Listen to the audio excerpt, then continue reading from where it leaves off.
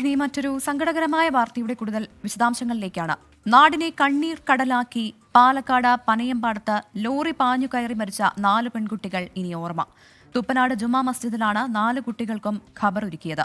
കരിമ്പനയ്ക്കൽ ഓഡിറ്റോറിയത്തിലെ പൊതുദർശന ചടങ്ങിൽ വിതുമ്പലോടെ നാട് മുഴുവൻ വിദ്യാർത്ഥികൾക്ക് യാത്രാമൊഴി നൽകി.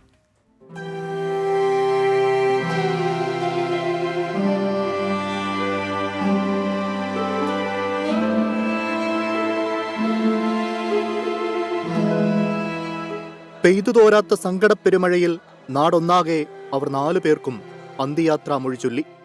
കുഞ്ഞുനാൾ മുതലുള്ള കൂട്ടുകാർ അവസാന യാത്രയിലും ഒന്നിച്ചു. തുപ്പനാട് ജുമാ മസ്ജിദിൽ ഒരേ നിരയിൽ ഒരുങ്ങിയ ഖബർ നാടിനാകെ വിങ്ങലായി.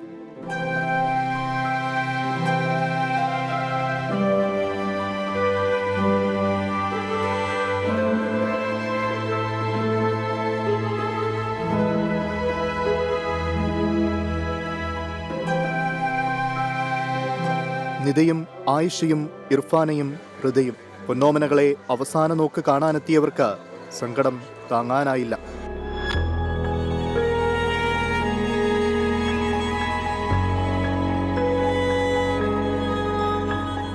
അലമുറയിട്ട് കരഞ്ഞ ഉറ്റവർ, ഇന്നലെ വരെ ചേർന്നു നടന്ന സഹപാഠികൾ, അധ്യാപകർ, അവസാനമായി കാണാനെത്തിയവർ ഉള്ളുലഞ്ഞു മടങ്ങി.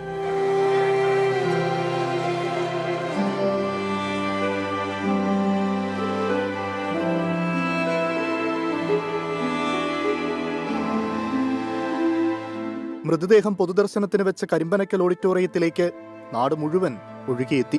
വേർപാട് താങ്ങാനാകാതെ കരയുന്നവർക്ക് മുന്നിൽ അവർ നിസ്സഹായരായി.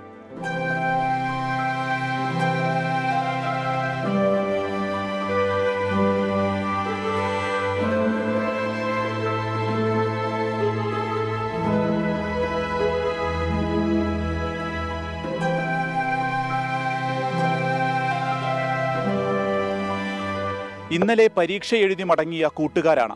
ഇന്നും അതുപോലെ സ്കൂളിൽ എത്തേണ്ടതായിരുന്നു. എന്നാൽ എല്ലാം തെറ്റിച്ച അപകടം ജീവിത സന്തോഷത്തിന്റെ നിറം കെടുത്തി. വിട. കരിമ്പയിൽ നിന്ന് ടീം 24.